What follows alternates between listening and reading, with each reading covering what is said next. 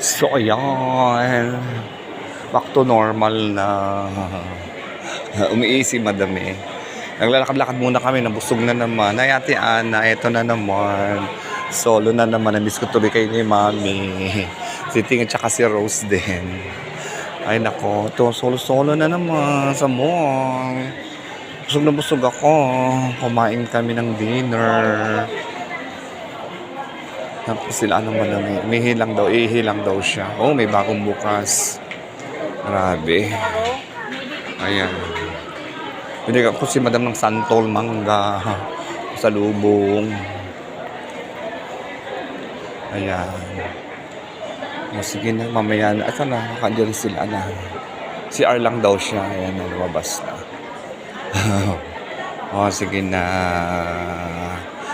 At ano, tumitingin si Madam Ewa kung anong gustong bilan na yan. Tinan mo. Ang payat ni Madam Chona, grabe. Sabi namin next year, may na kami uuwi. Sabay-sabay kami.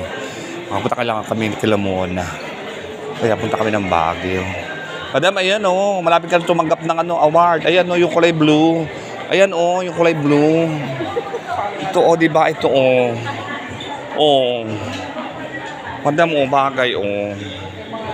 Ayan, madam o, mura lang. Sige na, mamaya na.